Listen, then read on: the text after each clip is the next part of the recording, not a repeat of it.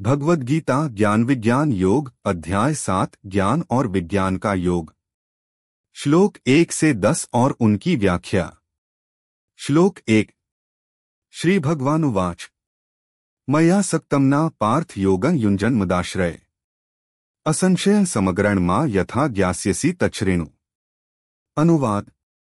श्री भगवान ने कहा, हे पार्थ, अर्जुन, मन को मुझ में आसक्त कर और मेरे आश्रय में रहते हुए योग में ध्यान कर।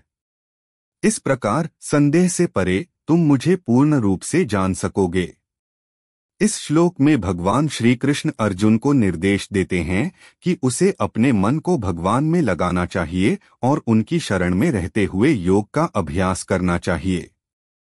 इससे अर्जुन को संपूर्ण ज्ञान प्राप्त होगा और वह भगवान को जान सकेगा। यहाँ असंशय का तात्पर्य है कि भगवान के विषय में कोई संदेह नहीं रह जाएगा। श्लोक 2। ज्ञान तेह सविज्ञानमिदं वक्ष्यामि शेषत यज्ञात्वा नेह भूयोन्यज्ञातव्यं वशिष्यते। अनुवाद। मैं तुम्हें इस संपूर्ण ज्ञान और विज्ञान को बताऊंगा जिसे जानने के बाद संसार में और कुछ जानने की आवश्यकता नहीं रहेगी। भगवान श्री कृष्ण यहाँ अर्जुन को आश्वस्त करते हैं कि वे उसे संपूर्ण ज्ञान और विज्ञान का वर्णन करेंगे जिससे अर्जुन को किसी अन्य ज्ञान की आवश्यकता नहीं रहेगी। यहाँ ज्ञान का अर्थ है तत्वज्ञान और विज्ञान का अर्थ है उस ज्ञान का व्यवहारिक अनुप्रयोग। श्लोक 3। मनुष्याणा सहस्रेषु कश्चिद्यत्ति सिद्धे यत्ताम्पि सिद्धाना कश्चिन्मा वेत्ति तत्वत्। अनुवाद। हजारों मनुष्यों में कोई एक ही सिद्धि के लिए प्रयत्न करता है और उन प्रयत्नशील सिद्ध पुरुषों में से कोई एक ही मुझे तत्व से जान पाता है। भगवान बताते हैं कि बहुत कम लोग आध्यात्मिक सिद्धि प्राप्त करने के लिए प्रयास करते हैं और उनमें से भी बहुत कम ही भगवान को उसकी संपूर्णता में जान पाते हैं। श्लोक 4। भूमिरापोन्लो वायुर्ख मनो बुद्धिरेव च अहंकार इतिय में भिन्ना प्रकृतिरष्टधा। अनुवाद।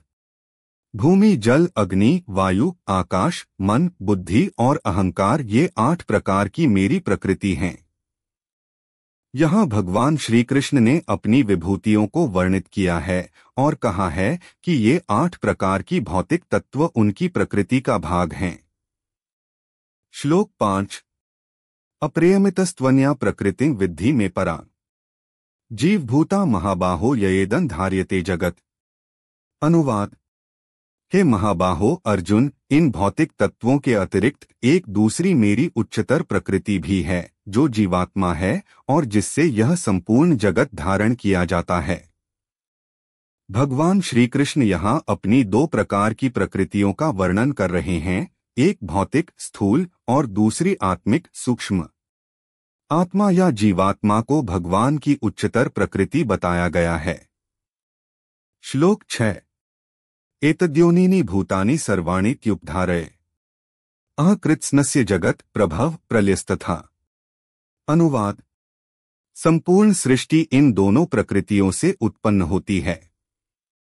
मैं ही संपूर्ण जगत का उत्पत्ति स्थान और प्रलय स्थान हूँ। भगवान श्री कृष्ण बताते हैं कि संपूर्ण सृष्टि की उत्पत्ति और विनाश का कारण वे ही हैं जो इन दोनों प्रकृतियों स्थूल और सूक्ष्म में विद्यमान हैं। श्लोक 7। मत्त परतर नान्यत किंचिदस्ति धनंजय मयि सर्वमिदं प्रोतं सूत्रे मणिगणा इव। अनुवाद। हे धनंजय अर्जुन, मुझसे श्रेष्ठ कुछ भी नहीं है। इस समस्त जगत को मैंने ही धागे में मोतियों की माला के समान पिरोया हुआ है।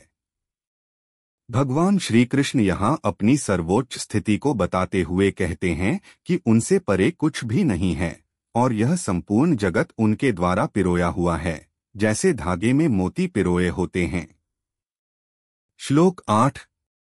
रसोहंप्सु कौन्तेय प्रभास्मि शशिसूर्ययो प्रणव सर्ववेदेषु शब्द खे पौरुषं नृषु। अनुवाद।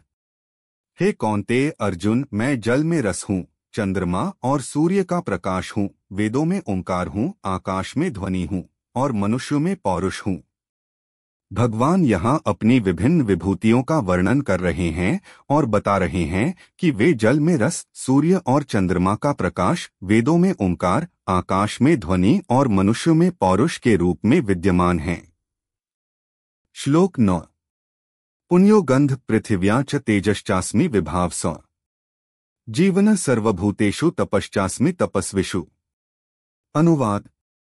मैं पृथ्वी में पवित्र गंध हूँ, अग्नि में तेज हूँ, सभी प्राणियों में जीवन हूँ और तपस्वियों में तप हूँ। भगवान श्री कृष्ण बताते हैं कि वे पृथ्वी में पवित्र गंध, अग्नि में तेज, सभी प्राणियों में जीवन और तपस्वियों में तप के रूप में विद्यमान हैं। श्लोक 10। बीजमा सर्वभूताना विद्धि पार्थ सनातन। बुद्धिर्बुद्धिम तामस्मि तेजस्तेजस्विनाम हम। अनुवाद। हे पार्थ अर्जुन, तुम मुझे समस्त प्राणियों का सनातन बीज समझो। मैं बुद्धिमानों की बुद्धि और तेजस्वियों का तेज हूँ।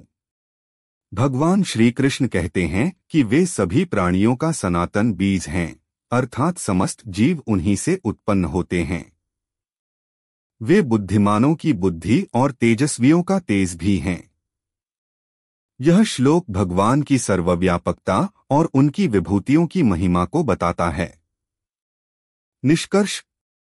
भगवद्गीता के ज्ञान विज्ञान योग अध्याय 7 के इन श्लोकों में भगवान श्री कृष्ण ने अपनी प्रकृतियों, विभूतियों और सर्वोच्चता का वर्णन किया है।